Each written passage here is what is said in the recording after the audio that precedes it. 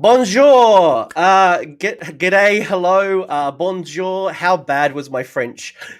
We are talking about the French Warhammer community, and I have some very special guests. This episode has been delayed 1 or 2 months, and it's good to finally have Sam from the Squig Herd. We have Clement as well, and we are talking all things French. We're talking cheese, we're talking wine, we're talking Eiffel Tower. What else are we talking about? Everything that's not Baguette? Warhammer. Baguettes, of course, baguettes. You forgot the most important thing. Well. You said that you were going to bring the baguette, and where is it, Sam? Yes, I have to admit, I asked my grandma to give me his father beret, and she didn't find it, so that I just skipped the fact to bring a little baguette. I'm actually really excited as well because I think this time last week we had Eurovision. I don't know if either of you are big fans on Eurovision, and France almost won it. Yes. And I am very unhappy right now because Malta got cheated from the audience. I think the audience, we were doing really well, Malta, and then the audience vote was not very good. So you almost won, we almost won, but it was Italy in the end. Yes, but I think that in case of France, it was such a long time that we were not even close to win it, that it's a kind of win. So close. But we are talking Warhammer in France.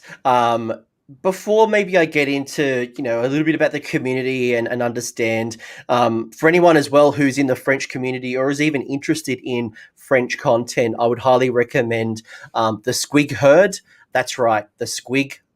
Yes. The Squig Herd, who does awesome content that is, was it most of your content, if not all of your content, is in French? Yes, all of the content is in French, yes. That's the first time I'm not speaking in French on YouTube.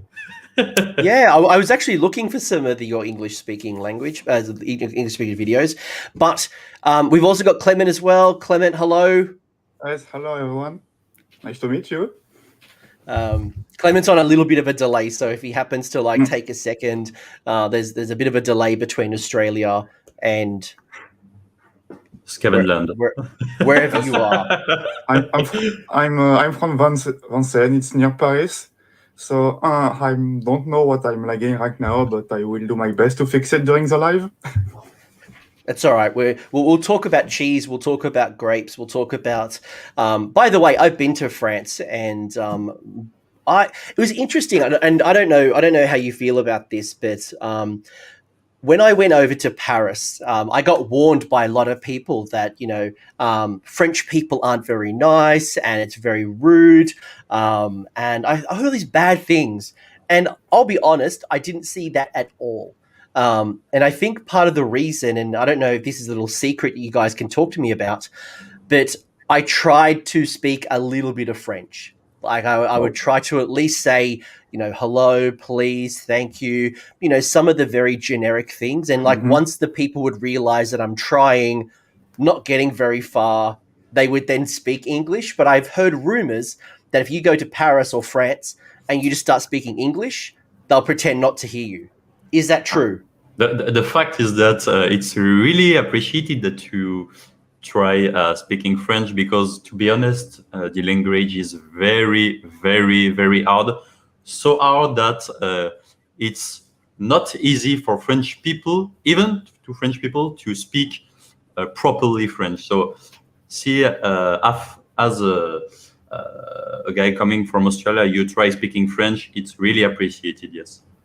The truth is, people in France are in a rush, especially in Paris. And since we are very bad at English, when someone tries to speak English to you, you are either confused or you just don't know what he just said.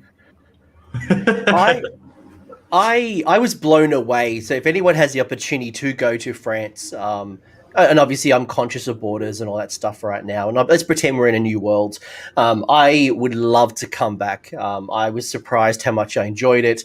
The French breakfast, going in and getting like a bit of what was the French breakfast? You would get coffee, you get some orange juice, you get a croissant, Yes.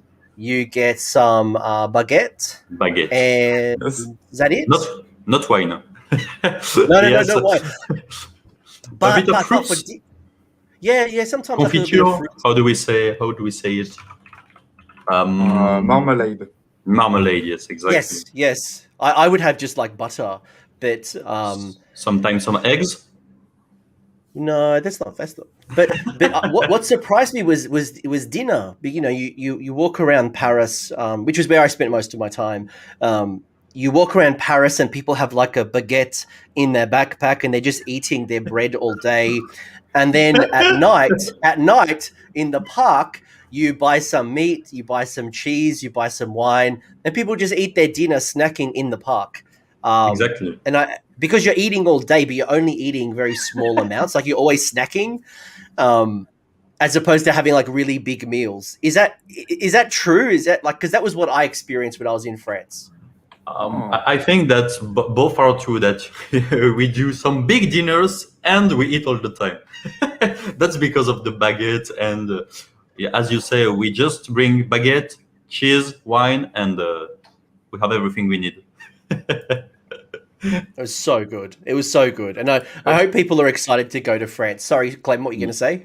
Well, regarding the meals, it could be true that during work hour, people are eating less. But for my case, I'm a big diner team, so I can assure you that French people have a lot of food during meals, especially at night. And yes, that's all. No, it's great. And it's actually funny because when I originally organized this video for, I think we were going to do it around February or March, the boys sent me a whole bunch of photos. And it was interesting when I went through the photos. And I'm going to bring them up very soon as we talk through the French Warhammer community. But a lot of your photos that you shared with me has food involved. Your events have catering and your community members organizing food. There was just like, and it kind of reminded me of France, and it kind of felt very unique, at least in that shared experience of not just playing Warhammer, but bringing people together, eating, spending time. And I'll bring up the photos very soon, but I just thought it was a really nice and kind of ironic that we're talking about food initially, and your events have a lot of food involved. Yes, that's true. It's. I think that food is in France is as important and as with a social aspect, such as the Warhammer games and so on. So in every tournament, I think all the one I did, we have a really good dinner and food that is proposed and so on. So that's really a part of the tournament. The dinner is the moment we share with our mates and so on. So it's really important. All the time important. As for the smaller event, there will be still sandwich because meal cost money. But for the big events, I don't recall having a big event without, food on a plate at lunch. I don't remember that. So yes, I would say that food is very important for a Sigmar event, but also beer. Yes. Yeah, I was just quickly looking for a photo. Like, he was just one of the many examples of what your events look like. But here we are, somebody cooking up barbecue. You could almost think that it was an American with a barbecue set up with some hot dogs. But yeah, like food is very much in the French culture, and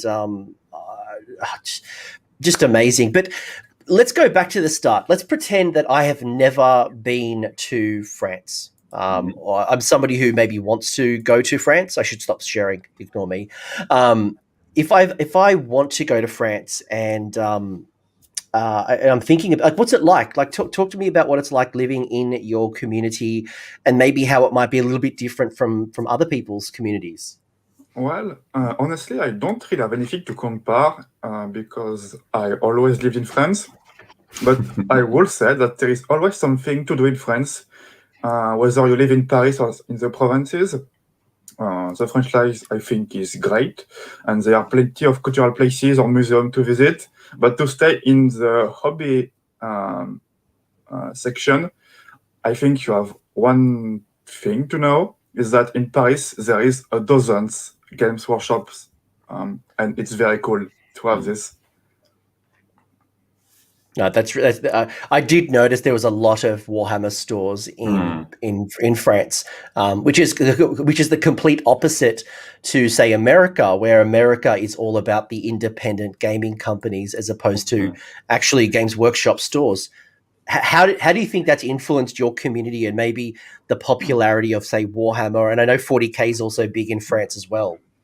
To be honest, I think that the main point is that we have a really active community, and it's to be honest, I'm kind of new to the hobby and to Warhammer world. I started playing something like 2 or 3 years ago, so I'm really new Not to the new. hobby. You're not. That's not new. Okay, I'm not. That's a whole edition. I started playing during the second edition, so that's the first time I will be playing during a change of edition. But the first point is that we have a really active community because we have one YouTube channel that is really huge and that is a kind of give the people the willing to create their to involve themselves in clubs, in YouTube channels, in event creation, and thanks to that we have a really active community. And I don't know if the fact that we have a lot of Warhammer store is a consequence or a cause of that, but in fact they all are really active.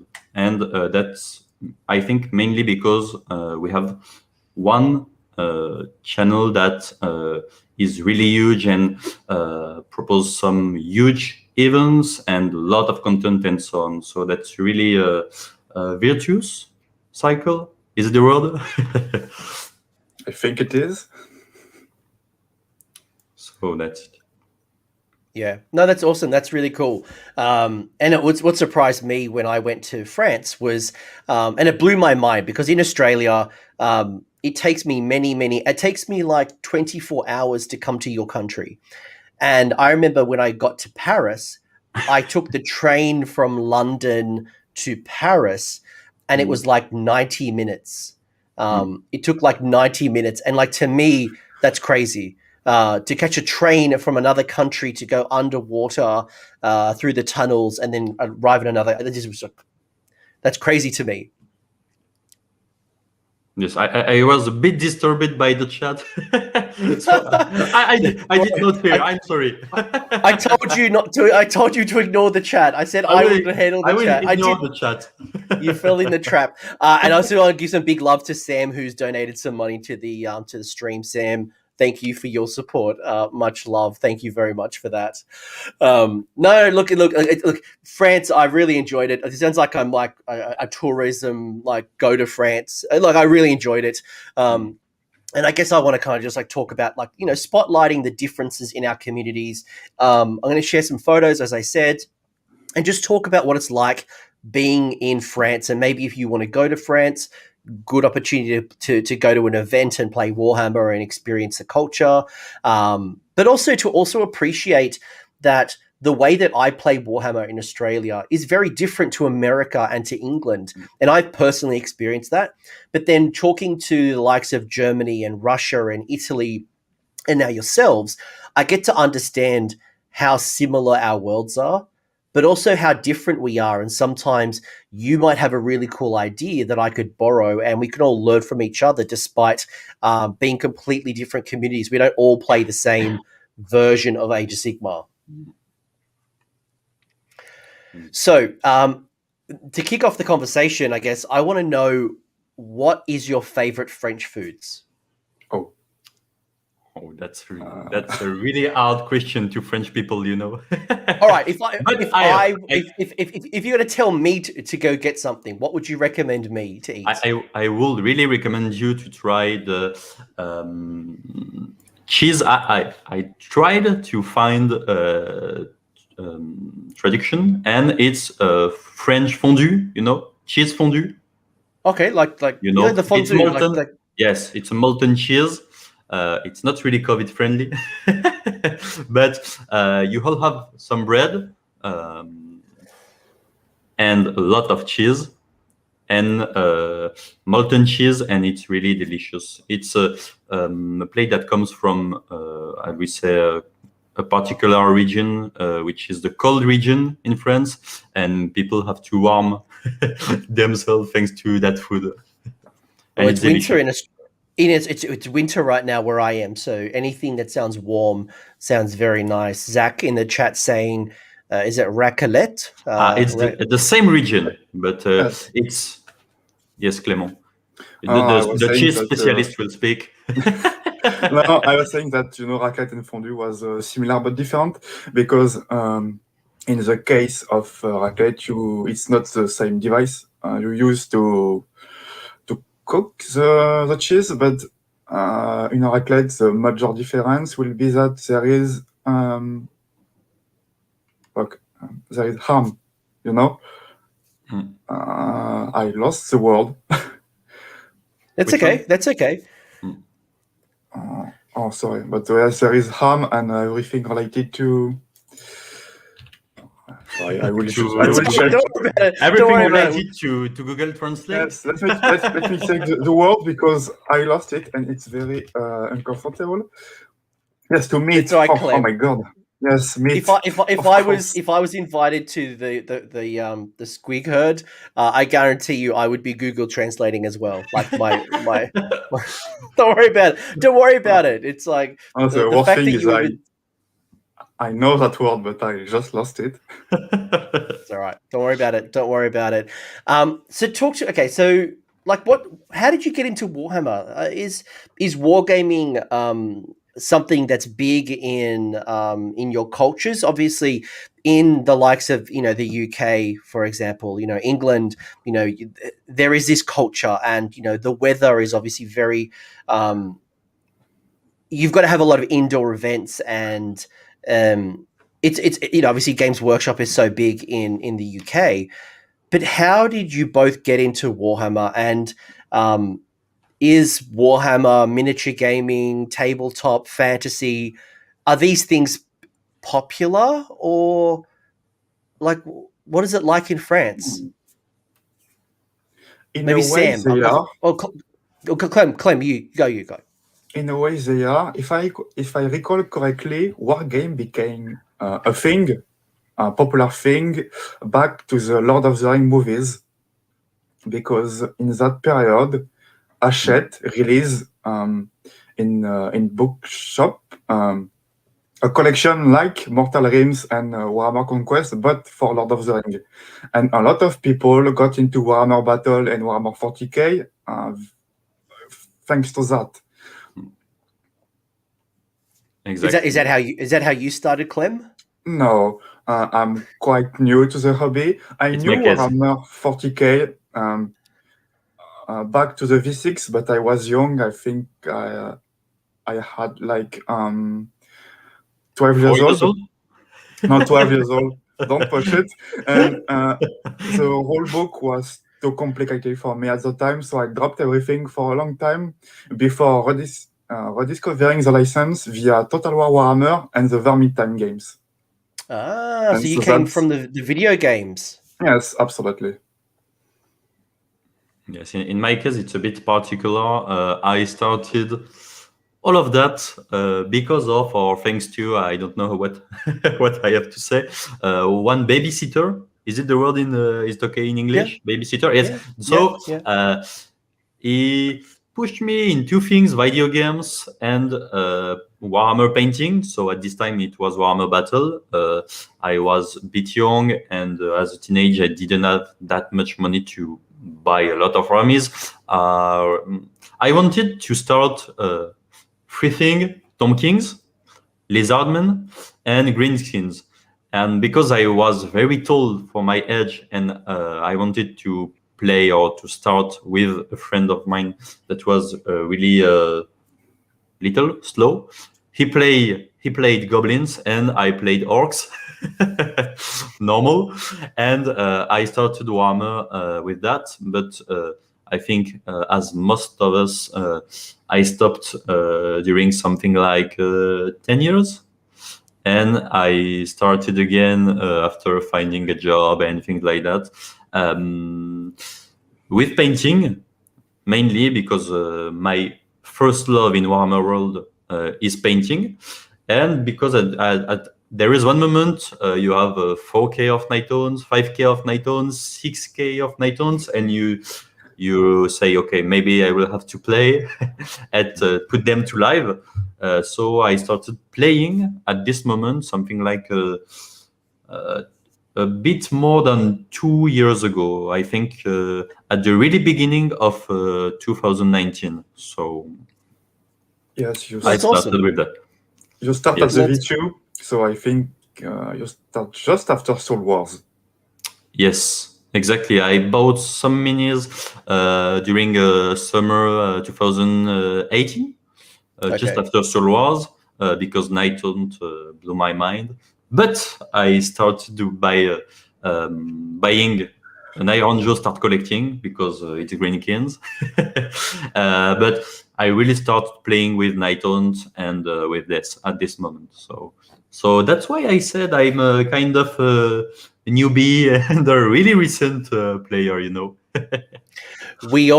I think most people have gone through the journey where they started as a young adult, a teenager, a child.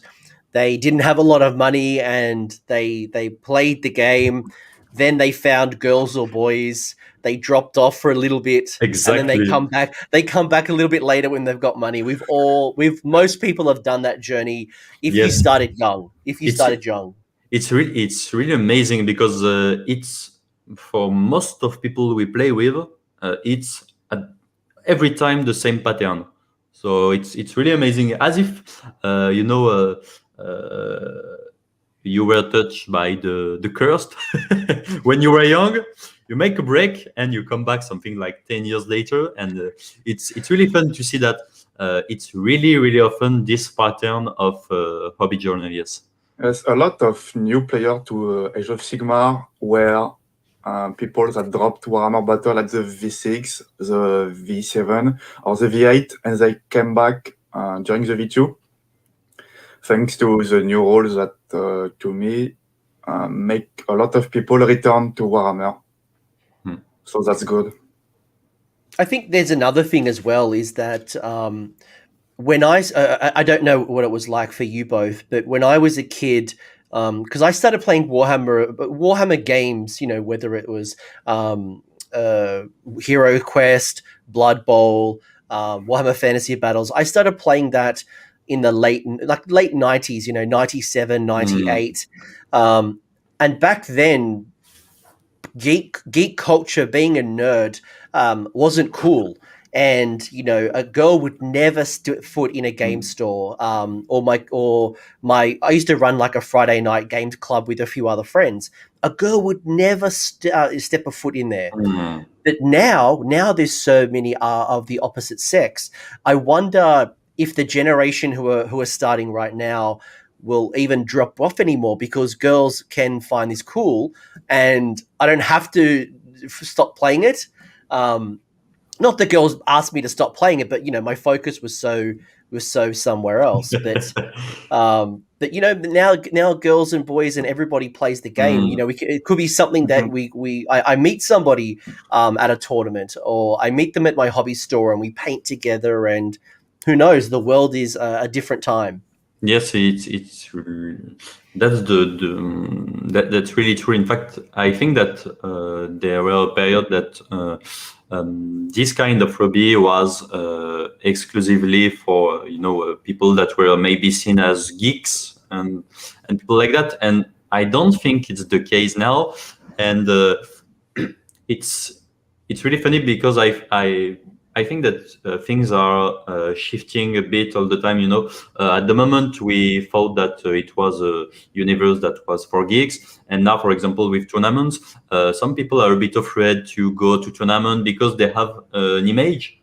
Such as it was the case maybe 10 years ago for the hobby generally, and it's the case now for tournament for some players. And when you bring them to one tournament, they see that people are funny. They are not. They are just most of people here to appreciate amazing armies, such as you are showing us now. They are more willing to come back and to spread the hobby, the hobby love around them. Yes. No, you're 100% correct.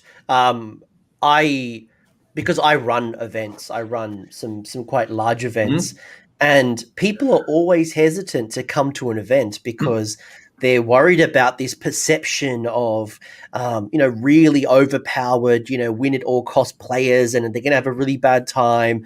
And, it's going to be a smelly bunch of nerds who are, super fat and, just fart all the time. Like they've got some perception. And then they come and they're like, "Oh, this is actually really pleasant." It's just people they are human. who enjoy. Yeah, they're just like me. They're just people I haven't met yet. Yes. And if anywhere's going to find love in Warhammer, it has to be the French, right? You guys are so romantic. Surely there's like some type of like blind date Warhammer event or some type of matching up in the city of love with wine and cheese and baguette and Warhammer.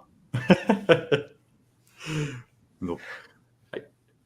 Maybe there's a tournament. Maybe there's like a Valentine's Day tournament for all the singles who could come, and maybe you match them up for a game of Warhammer, like speed dating. You know that there were a Valentine's Day tournament in France recently. That's not a joke. That's not a joke. Am I right, Clément? Oh yes, we did. Yes. We did indeed. We did it. No, that's not a joke. But I was joking. I was joking. Not us. No, to be honest, it was not a dating event and so on, but it was created around the Valentine's Day, and that was how was it named? After the love, the love tournament, things like that. So that's a really romantic community. Yes, I remember it now. That's so amazing. Yeah, Zach in the chat got a really good point. Like, make it like a war cry event or like a very small skirt. It's like speed dating. You have like a quick 1 hour game with somebody of the opposite sex or whatever, whatever your preference might be. And then you rotate and, mate, it's like, just sign me up. And the big question as well is, it sounds like Zach is saying that the Orcs sound like English football hooligans in England. Do they sound like English football hooligans in French, or are they more like cultured and articulate? Because we all know like Lumineth are Australians now. They sound like Australians, and they're a bunch of bogans like me. But I'm trying to remember if there is a French dubs for the Orcs since Age of Sigmar. I'm not sure. No. Is there a VF of the Grimgore trailer from Total War? I don't know, because I don't think there is a French voice for the Orcs. Yes, we have the Orcs from 40k.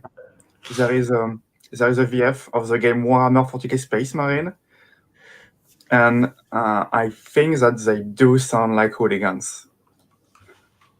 Are they English hooligans, or are they more of are they more French hooligans? No, we don't have that much hooligans. We don't have hooligans. We have people that we call ultras. They are like small hooligans in terms of. You will have problem. No, I think that orcs are really civilized and really polite people. You just have to understand their language and so on. We can't judge them. That's not just another culture, That's it. Showing why the French are so cultured and so welcoming. let's talk Age of Sigmar. Let's talk Age of Sigmar. By the way, I've had an absolute ball. I can't believe you have a Valentine's Day tournament. I'm still. I will link you. Yeah, you will show that to your community. But it doesn't surprise me that of all the countries, the French would have a Valentine's Day tournament. But it's also still surprising that the French have a Valentine's Day Warhammer tournament. If my wife let me play Warhammer, I would have to worry what she's up to. So I'm imagining it's only singles. I'm hoping it's only singles. Yes, it was. Or maybe there's a menage a trois. Sorry?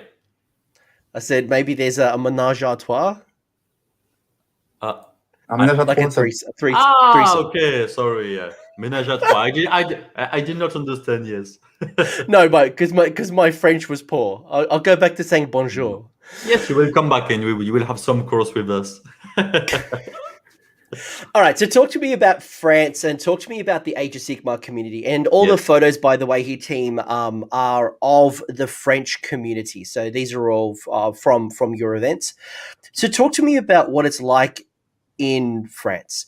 And maybe a couple of questions to get you started is, are there popular armies? Is everyone playing in Paris or is it spread out across the whole region? Are they big events? Are they small events? Obviously, COVID aside, like introduce me and kind of like paint a picture of what it's like at your community. So just to answer about the place where tournaments are, we have some regions in France when you have really strong Warhammer and particularly Age of Sigmar communities. Obviously, you have Paris. To be honest, it's a bit hard for Paris community because something like 2 years ago, we had a central place that unfortunately was obliged to close because of, strikes. There are a lot of strikes in France, the Yellow Vest period. And in fact, it closed even before the COVID-19. And obviously it probably wouldn't have survived. And it was really hard for Parisian community that was obliged to reconstruct itself and create its own events. So that we have, just to summarize, we have some clubs and associations that are creating now to compensate the closure of this place that was called the WAG Taverne. And that's obviously there is obviously Paris. You have on the south east places such as Grenoble, Lyon, and some place in north of France. Yes, even Marseille. We have a lot of Sigmar players. Exactly. So you have some hubs like that with strong communities. Yes. And during there are some periods where, for example, Grenoble is really active and probably more active than Paris, for example. And there are, in terms of events, I don't know, there is one that unfortunately did not even take place, but I think we really have to speak about that. Globally, there are, yes, I would say medium to high size events, very often between 16, 18, 20 people, and bigger events, for example, that are made by teams of 2 players that are more around 18 people. Just for Age of Sigmar. So the community is really growing and events are really growing too.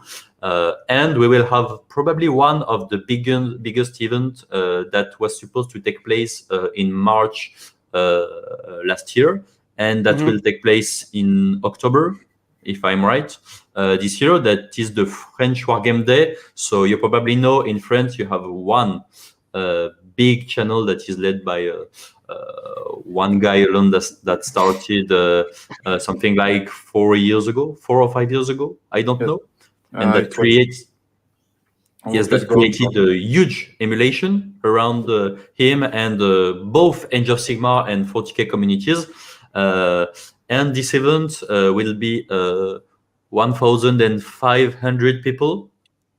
Wow. With, I think there is about 800 people. Maybe I'm wrong about the numbers, but probably a bit less than 1,000 people on 40K, and probably a few hundreds people for Age of Sigmar, or with other side games such as, I think there will be a Super Fantasy Ball, and Lord of the Ring too, and Okay. some other games like that. So it will be the how do we say pèlerinage? Is it no? I will So find it's like pilgrimage. It's a kind okay. of pilgrimage for French people, and people. I saw that in the chat. I can't ignore the chat, so I see the Royaume de Kea, which is a Belgium channel, and there will be a lot of people, I think, from France, Belgium. These two communities are really close, and probably people from probably Germany and so on. But it will be probably one of the biggest events that will take place in France. In terms of sheer numbers, it will be the biggest Age of Sigmar event at all from France, because I don't remember French tournament that was that big before. That sounds awesome. I hope it all goes well. I have in Australia we have CanCon, which is our pilgrimage, and we have, much like what you're talking about here, it has lots of different systems, and you can play 40K and Sigma and Bolt Action and Ninth Age and whatever game. And Sigma is always the biggest at that event, which is awesome. I think 240 players just before COVID hit was our biggest event. So, and that continues to grow. It continues to grow. But I think for the Americans who might be watching this, obviously there's other people other than Americans, but the thing that kind of surprised me when I went to Europe was how close all the countries are. Is because in Australia, I can fly many hours and I haven't even left my region. I could fly many hours and I haven't left my region. Or I could drive 12 hours and I haven't crossed the border yet. But in Europe, it's so quick to get between the different regions. You can go to Germany, you can go to Italy, you can go to Malta, you can go to Spain, to Portugal. Like, it's just so, and it's so cheap as well. Like to fly is very, very cheap. So it's awesome that you can get these cultures coming in. Like you said, Belgium, for example, where normally, like in Australia, it's like 99.7% are Australia, and a couple of Kiwis might come over.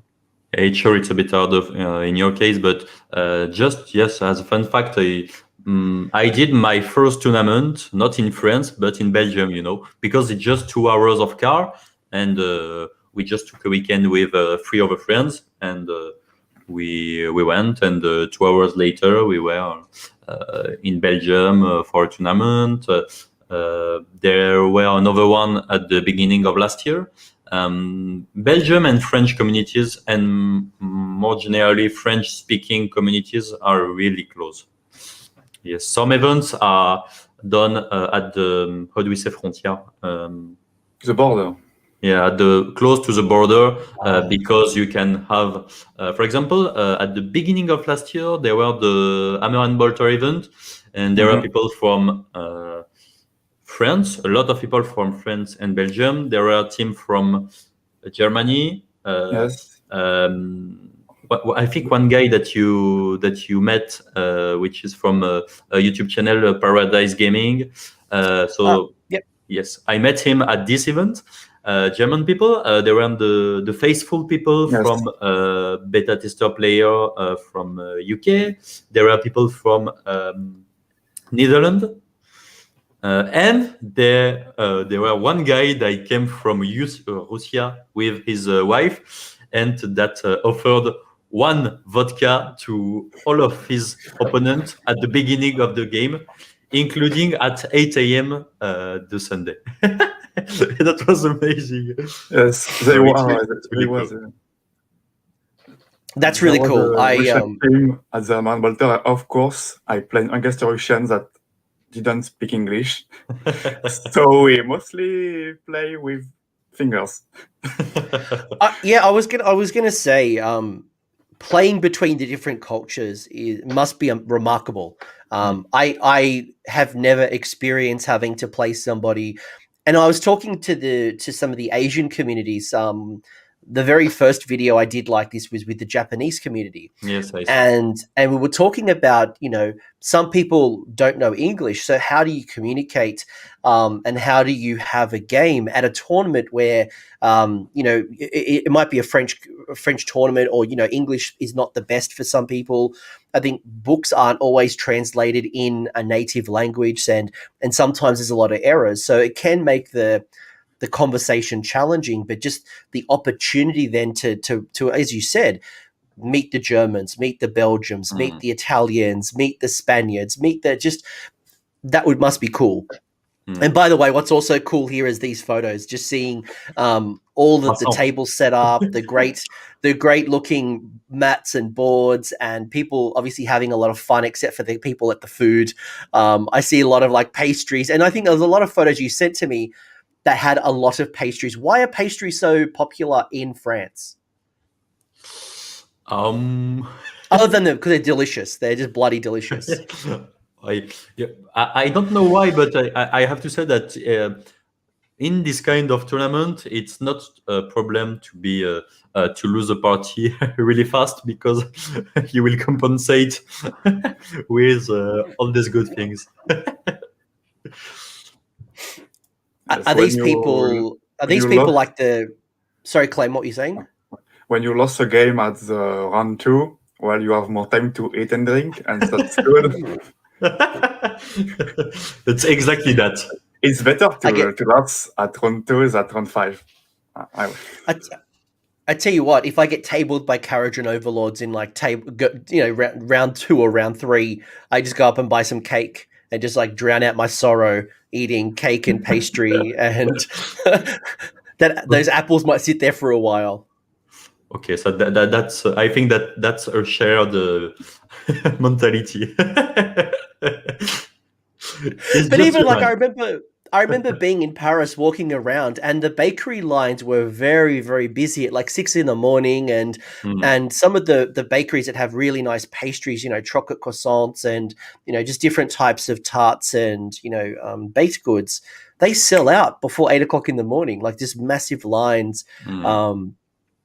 That's really important. The breakfast is really important in French culture, and you can eat it at breakfast time, but you can eat it later if there is still. So no, that's really cool to have that kind of food and ambience. No, how do we say?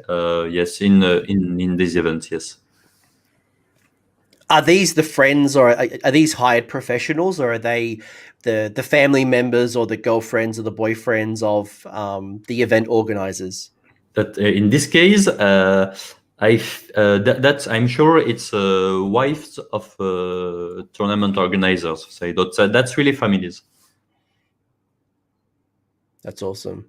That's so good. And again, your models are painted so well. I'm seeing, lots of happy faces and people smiling and just enjoying themselves, which kind of leads me to the question then, and maybe Clem, you might want to jump on this one, is what do the armies look like from a competitive point of view?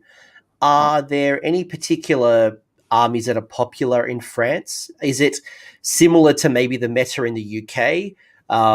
Do you have your own meta? Like, how would you describe the types of armies that you go to at an event? So I think that like in every country, you have a lot of players that doesn't really care about the meta and just play what they want to play. But in terms of, let's say, top meta builds, the French meta is mostly about hordes and shooting heavy armies. And so to counteract that, there are some people that will play Alpha Strike and Ironhead Deep King. And Clock. Okay. and versus Clock, indeed.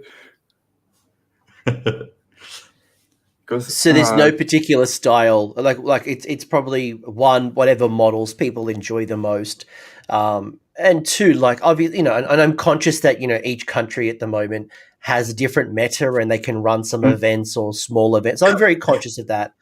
That when I go to an event in Australia at the moment, the popular armies right now would be, or at least the top performing armies would be your Lumineth, your Seraphon, your Zench, a bit of like, pardon? Caradron? Yeah, Caradron Overlords. Yeah. Like you've got these things that are very consistent between Australia, America, England. But then some other countries go, well, you know what? We don't really care about, let's say, Fire Slayers, but we love. I think I was talking to the Italy community, and they were saying a lot of their players have come from Warhammer Fantasy Battles, and they've just rebased their model. So, things like Cities of Sigmar might be more popular because they had a lot of Empire players. Yes, I think that as Clément said, in France we have in fact it's really correlated to the how do we say trend of the community. I think that we have a really strong core of competitive players in France. I think that it's a natural consequence of all the channels, YouTube channels and medias such as podcasts and things like that, because there are a lot of analysis and discussions about the game, how to optimize this thing, how to make it better, how to find this kind of synergy. And naturally, people are probably more willing to optimize a bit more. And as a consequence, we have, I think, a huge core of competitive players.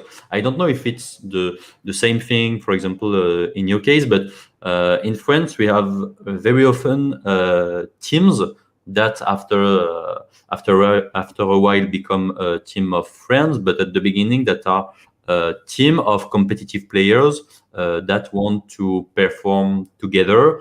It may be in a context of a club, maybe in a context of people that are more often together in the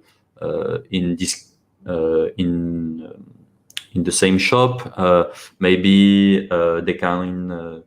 Most of the time, it's in the context of a club, but this leads to, I think, really heavy optimization in our meta. In list building, templates in France are really important. You will see often different people with the same core build in their list for the same faction, and maybe the spell will be tweaked, but it will be mostly the same list. Okay, that's interesting. Yes. I know the Americans, for example, because their communities are very region focused. There's a lot of like regions, and each of the states has lots of big pockets of regions. And games clubs, I know, especially in America, are very popular, and they practice in basements, and they go to tournaments, and they have club shirts, club dice, club accessories, and there's a lot of practicing for events, especially in America. That seems like in Australia, for example, for myself, a lot of my players are based in major capital cities or major towns, so I don't think it's probably as faction kind of orientated, but it's still very similar. I think for you guys, especially because you're so spread out and lots of regions, I can hear games clubs. Yeah, it's cool. I like it. Yeah. I like it. And by the way, I also like this little man here painting up what I'm going to pretend is a Stormcast, but is actually a Space Marine. He's probably painting this Space Marine thinking it was a Stormcast and hoping it was a Stormcast. But it's cool to see you guys bringing in. I'm seeing people of all ages, people of all sexes. I'm seeing children. I'm seeing a whole diverse crowd, which is awesome. And this particular event I was in is really amazing. So in fact, I'm obliged to read good night. So I'm sorry. I was also just no, that's okay. I was also just commenting on Malta forever. Absolutely, Malta got ripped off in Eurovision. They needed more points. Just I actually said to the Maltese community, and I've always had this promise that the year that Malta wins a Eurovision, I'm coming back to Malta and I want to be in the crowd. But I'm probably still going to come next year. Yes, But as I said, in fact, for this particular event I was in, that's a club that organizes, I think it's supposed to be 2 tournaments each trimester. Is it correct? I think it is. Well, in fact, it's around 8 tournaments in the year. It will be easier to explain like that. 4 tournaments that are in teams. So the rule pack is really interesting. For example, you have a team of 4 players, and when you build your roster, you have 2 choices, or you decide to take 4 allegiances from the same Grand Alliance, or you have to choose one of each. So it's really interesting to see that, for example, before the release of Ossiarch Bone Reaper, close to all the teams went to a full order team, because you had at this time Fire Slayer and really over strong. Yeah, exactly. Sorry, and and after the release of Ossiarch Bone Reaper and Disciple of Zinch and so on, most of teams went to one allegiance of each Grand Alliance, with the poor one, which was the destruction. When I'm sorry, but that's the meta is hard.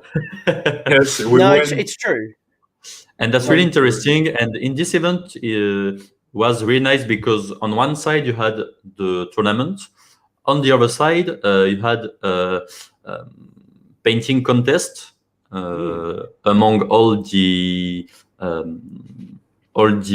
people that were in the tournament, and on the other side you had people that try to teach kids how to paint, how to improve and to learn exactly how to do things better. So it was really good, because it was all the aspects of the hobby, in fact.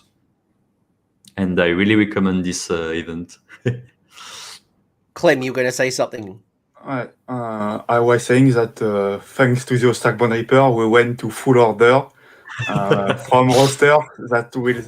It was something like Skyvan, Fire Slayer, whatever destruction army you want to bring, and Ossiarch Bone Reapers. Yeah. Yes, in our case, we decided it was a bit fun, because we were the only team that decided to bring a Skaven, whereas everybody else at this moment chose to take Disciple of Zinch. It was before the Big Fac and the Big Fac Small Nerf, and that was really cool. I really like that idea. I have never seen, and here's just some posters. By the way, your posters are really cool. Some advertising of some of the events happening in France. But what you just said about the teams event sounds really interesting, because in Australia, there's only one teams event. So 4-player teams event. Okay. We've only had one every year. So it's not very popular. And I imagine the ETC, which is now the World's Tournament, probably helps promote more team-based events over in Europe. I can imagine it's a good incentive, but it's also a good way to get your club mates involved, help bring new players into the game, because it's not just one-on-one. You're coaching and supporting and list teching, and there's a lot of good benefits in teams. And I want to see more doubles and more teams events in the future. But the other thing you called out, I've never heard of this before, where you choose all of the same Grand Alliance. There's been rules where you say, you can't duplicate war scrolls. I have been to one event in the past, which was, a 4-person team event, and one had to be from each of the Grand Alliances. But I've never heard that everyone else can just go all in on Mm. one. In fact, it's really interesting as a team process because there are some allegiance that you absolutely want to take. For example, for the moment, maybe you absolutely want to take a Caradon Overlord. Maybe you absolutely want to take Disciple of Zinj. And it obviously depends of what the player you bring have as armies. And it's really interesting because if you decide to take Caradon Overlord and I will say a Shootcast or thing like that, you know that you will not be able to take, for example, Disciple of Zinj or in your particular case, Son of Behemoth. So that's really fun. And there are some teams that decided, for example, to make a fluff roster with each Chaos God, you know. It was amazing. You had the one from Nurgle, the Zinj, and it was really cool. And you really see different mindset of teams, and it's really cool. And you have some wonderful minis. But I'm sorry, Sam. How can you do a full roster when there is 5 Chaos God in Age of Sigmar? Oh, So that's. I think you're mistaken. I think it's not something it's not a discussion you want to have in live, because I think that obviously there are only 4 Chaos Gods, you know, and Yes, we have because Lange a is- little. There is a little Skaven guy in the middle that does not agree. it's 4+1. Yes. It's 4 plus Lanesh because he's still away. Oh, and hey, Micah, thanks for joining. Very Thanks. popular. And by the way, you know, I've really enjoyed, despite not understanding French, I am subscribed to the French herd, and I have for a long time. And I do watch without the audio because I clearly have no idea what's going on. But this is a lot. This is a lot of fun, and I'm also learning so much about your community. And like, I've gotten a few ideas already. Just the way that you do your teams events. And Australia's just entering the World's Tournament for the first time. We've obviously had it cancelled twice because of COVID. Yes. So we're not going in 2021. We couldn't go in 2020. So we're focused on 2022. But hopefully, you know, we do get to see more teams events and more doubles events, because I know certain people feel more comfortable in doubles because they might not be the most competitive or the most experienced, and they've got someone they can rely on. And the teams events, like once you play a teams events, you kind of see that it's not about you, it's about the team. And I've got one coming up in November, and I'm going to be team captain, so it's going to be a lot of fun. And it's even just us right now trying to work out what we're going to run, and you know, someone has to build a shooty list, someone should build a magic list, someone should build like a horde and lots of bodies, so that when you match up, you know, you've got different tools to handle different situations and different other teams. Yes, in fact, it's really, really interesting because in the way you build your roster obviously depends on the pairing system too, you know. So in our pairing system, in this case, there are one band player, so you have to take it into consideration at the moment you create your list and your roster. Each table was played on one realm, so with realm rules and so on. So you know, you maybe if you have a bridge, you will want to be paired on a Shaiish table. If you have a Shootcast or a Zench or a Skaven one, you absolutely do not want to be paired on Ulgu, and it's really I was going to say, because I played a tournament about 2 months ago with my Gargants, my son's army, and the whole event was set by the tournament organizer in Ulgu. And it was interesting. It was interesting because my Gargants are all ignoring light. They're all basically being able to hide all the terrain because it blocks line of sight. So any of the shooting armies, I could actually avoid all of my big boys being shot. Because so you're right. So in the competitive sense, the scenario might not be in my favor, but the realm might be in my favor. So it's always about putting myself, and I don't know how you do the matchups, but I remember working with some of my my other teammates, just like a traffic system, like my army is good for this, green, don't really want to play this army, and please don't put my army, against, my son's army against Carriage and Overlords in Scorched Earth. Like that, Yes. do not make that combination. Avoid it at all cost. That's So I won't really win. that was super interesting. And what I wanted to say is that sometimes I'm not in favor of playing reruns in single player events, because you know that sometimes it can. So it's a bit complicated. It has to be announced, in fact, but sometimes it can totally change the game. So you have to prepare your list for this possibility. You have to have a diversified army to have a bit of shooting and so on. But in team events, it's really, I think it takes all its sense, in fact. So in France, it's fun that you say this, that in your case there are not a lot of team events, because I think that in France there are more and more and more. For example, in 3 weeks, we will play a team tournament with 6-player teams and so on. So it really became popular in France. Maybe, probably, thanks to the ETC that was shared by French War Game Studio something like 2 years ago. And you know that in team events, you have really emulation and cohesion between players and between friends, in fact. And it's really it's a pretext in my case to have a weekend with people I like, in fact, and drink some beers between games I lost fast. And in pairing, it's really interesting because in our case, destruction was really below over Grand Alliance. So the player, in that case, it was me that played destruction.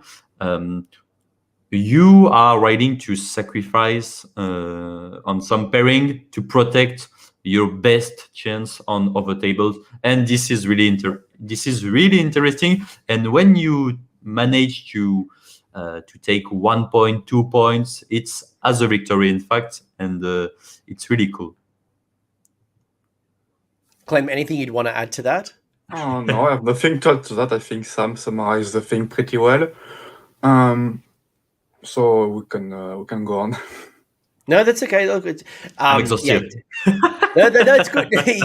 you made some really good points, and if I'm too passionate.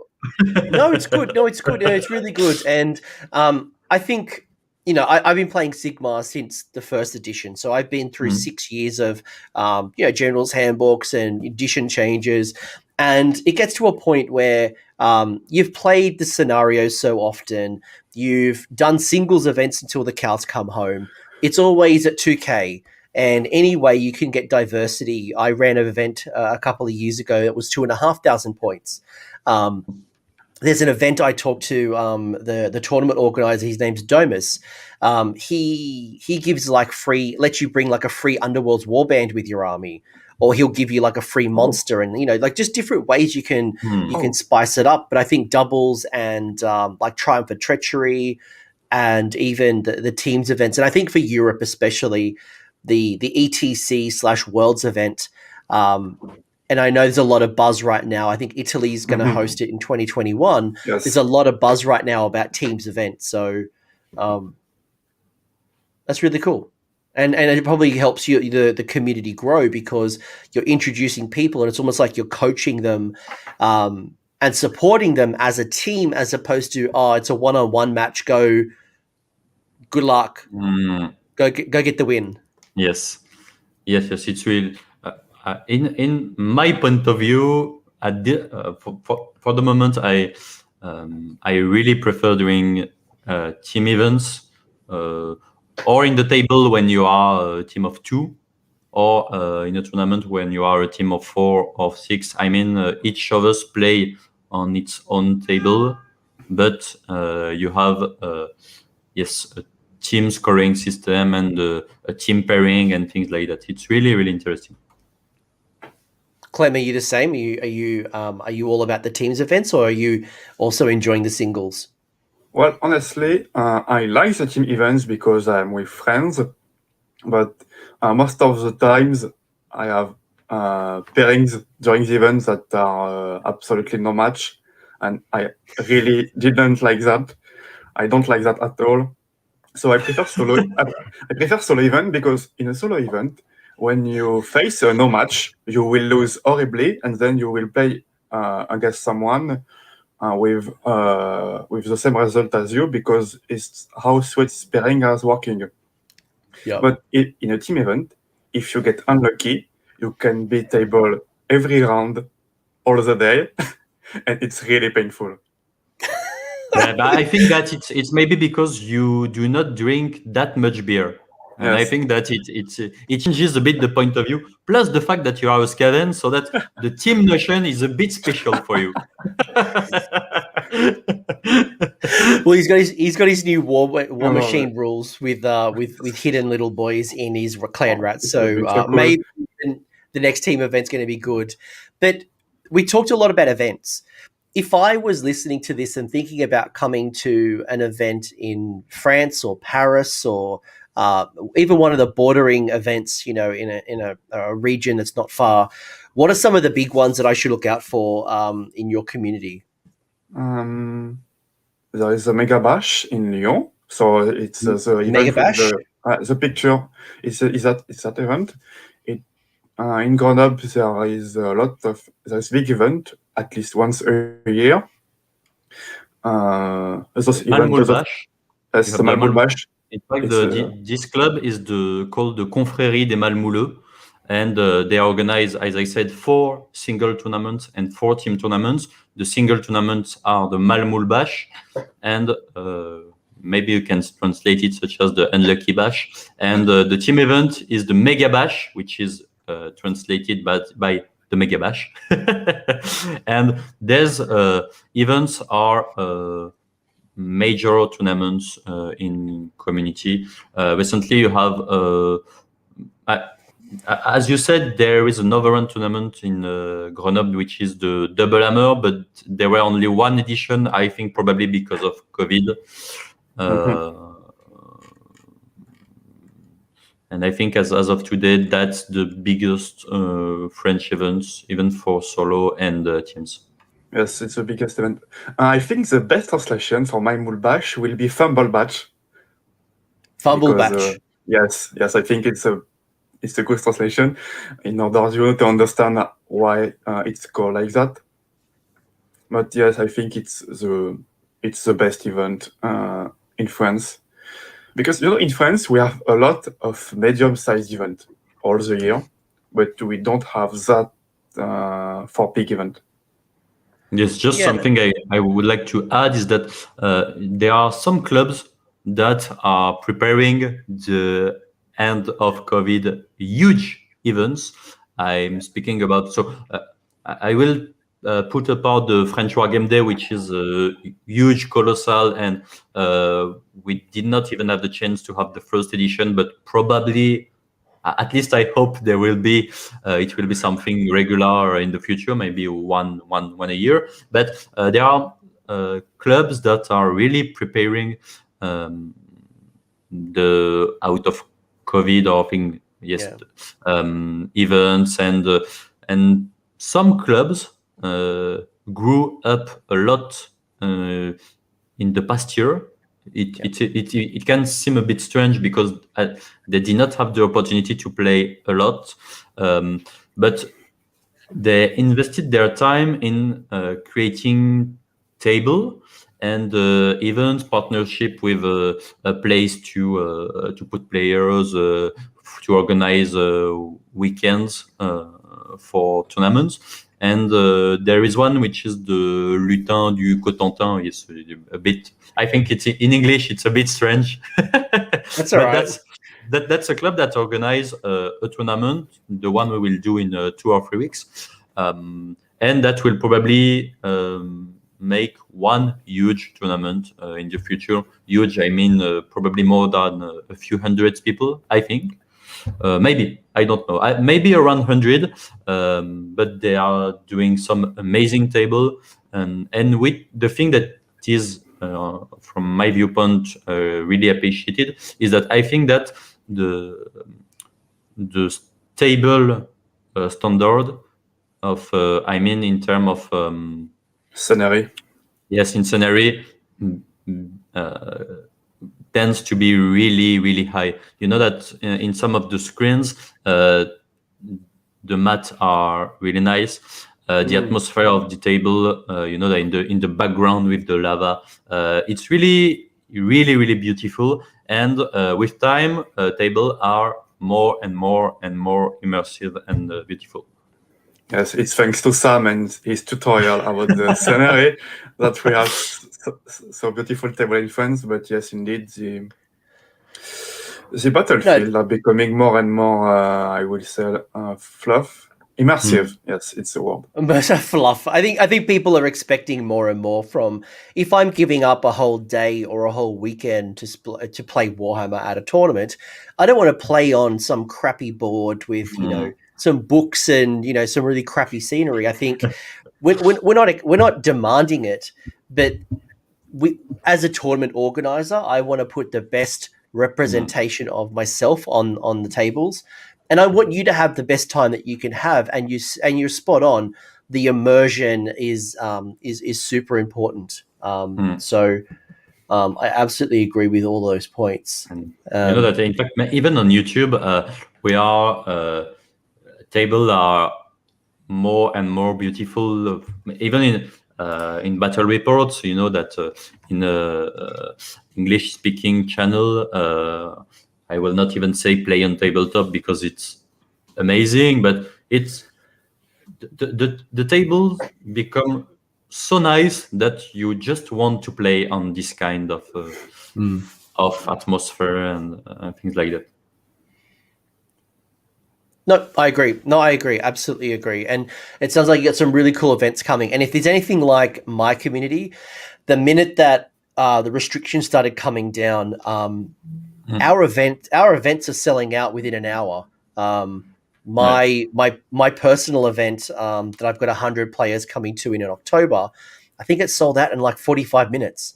A lot of events, and it's 100 players. A lot of events, whether they've got carryover from last year or whether it's just brand new people into the hobby or people who've been waiting to play for such a long time, there's going to be a massive explosion. And I imagine these events, and there'll be more events coming up. And I think as borders start coming down, I'd love to play an event in France. I'd love to come back over to the UK and play more. I think we're about to come back into a golden age.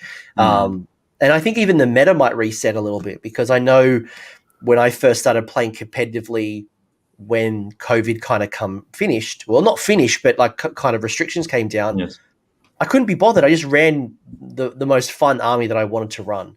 I wasn't worrying about top table stuff. I just wanted to get my models out, and that meant some quirky, weird lists. And from that, a new meta emerges. Yes, I think that now people just want to play, just want to live their miniatures, just want to share everything that we just could not do at least for 1 year now. So, for example, in this tournament, no, maybe not this one because it was another one, but the Mega Bash that I spoke about earlier, I think that there were 72 slots and that they were filled in something like not even 15 minutes. And it was really frustrating for people that did not manage to have there. But there are a lot of people now that want to play and participate in tournaments.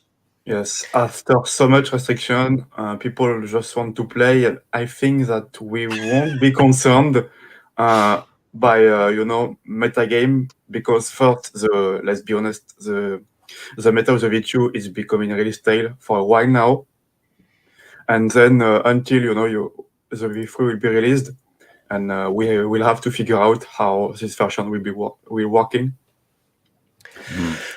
So the question from the chat, and by the way, if anyone has any questions before we kind of wrap this up, please jump in the comments. And if you're watching this on replay, go check out the Squig Herd on YouTube. And if you have questions or you want to kind of learn more about them, go check them out. Go write some comments and ask questions. But a question that's come up from the chat, and I'm not even going to try to pronounce that because I will butcher that. I will do it for Les Royaumes de Keia. Say it again. Les Royaumes de Keia. Les Royaumes de Keia. Yes. No. Exactly. Yes, that's fine. That's very good. I don't think I need to answer that because obviously not. I think that now I have close to 4 or 6K of full squig, so I will never let them apart. I can't. It's the channel name. I'm actually building the Gobapalooza just as we just before we recorded. I've been building my Gobapalooza and I'm going to go paint it. So I'm on the goblin side. I'm all. You should be painting Squigard. I've got a whole cupboard full of squigs. Okay. I've got two colossal squigs and I've got a squig gobber. I've got. If you have two colossal squig, it's okay. I have two. Do you have a green one? I call them my brothers of destruction. I have a red one and I have a blue one. You need to have a green one with glasses.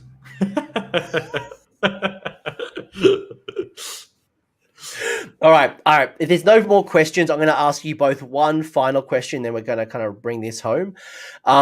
So how would you finally describe France, or if you're going to get me to come over and play, or if you want me to come learn more about your community, what's your closing thoughts?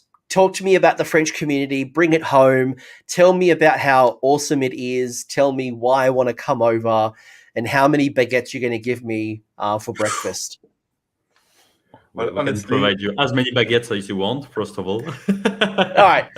Sam's going to take us home, and then Clem's going to bring it and wrap it up. Mm-hmm. Yeah. Sam, elevator pitch me, the French community, why it's the best, and why I should come over to your next event.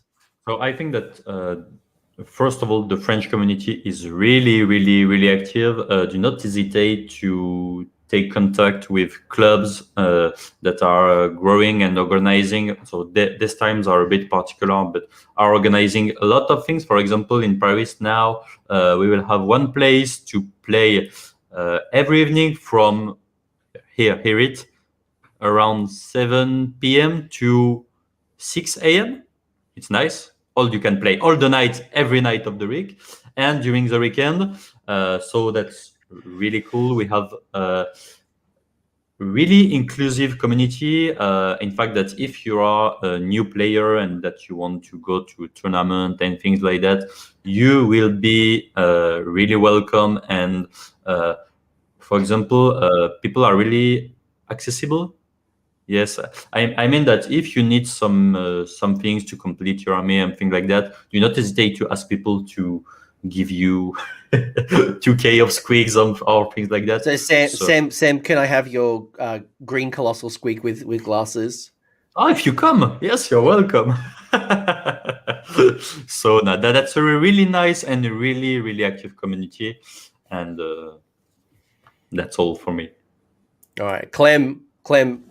What's your version? Yes, I agree with Sam. People are willing to give advice to new players in optimization of builds, and like we saw, we eat very well at French event, so you can come just to it if you want. It's a possibility, but honestly, we also have beautiful armies. We have a lot of competitive players that also work very hard on their armies. Some correction works, especially in the Destruction Alliance. I don't know if it's a trend only in France, but the best painters are often Destruction players. They are pure fanatics. And I will give you one last tip. If you come in France to an event to win, I advise you to look what lists are played in the past event, because I'm positive that you will face it again at this event, because as we said before, template lists are really important in France. Yeah, I've never really heard of these template lists. I know of internet lists, but I've never really heard of clubs running the same types of list at the same event. It's like, it's almost like net listing, but it's not on the web. Yeah, that's interesting, and it's I guess kind of reinforces the importance of community and how you guys as a club come together. But I'd be remiss if I didn't say merci beaucoup. Thank you for sharing that. And before I say au revoir, Perfect. This is no, it's not. It's terrible. It is. Oh, it's very good. Maybe teach me. Maybe can you teach me one final thing, and then I'll say thank you and we'll end the stream. But get me to say something, I don't know, to the guests that won't get me banned on YouTube. What can you teach me? In French?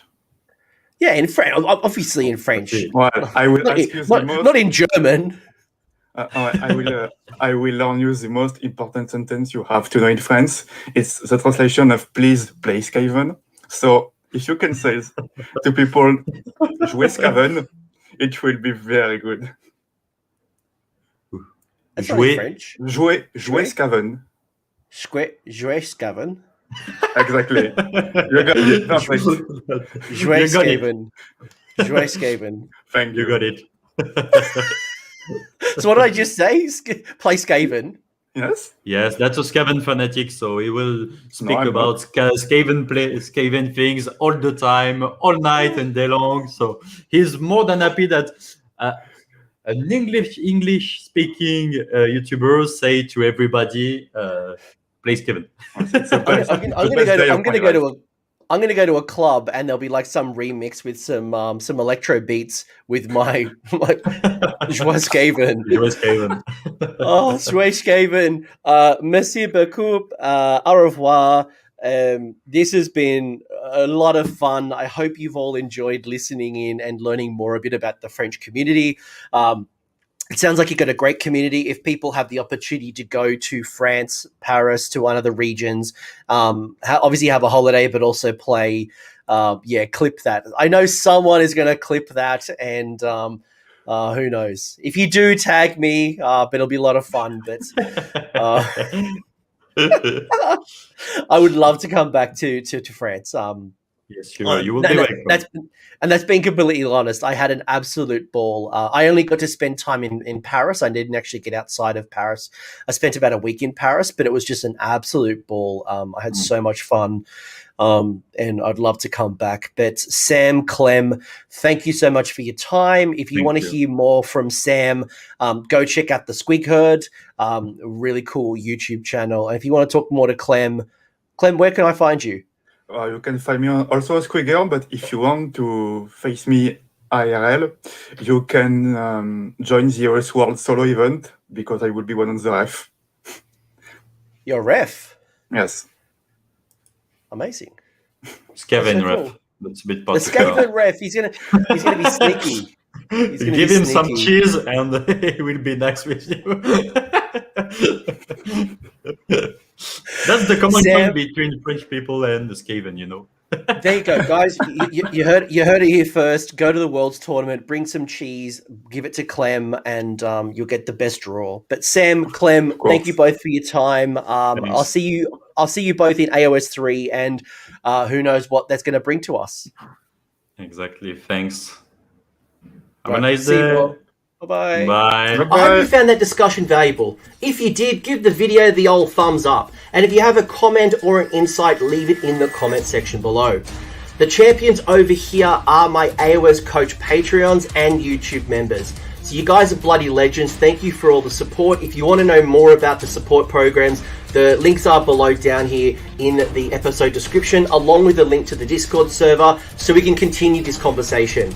Until next time, don't forget to name your characters and have a good one.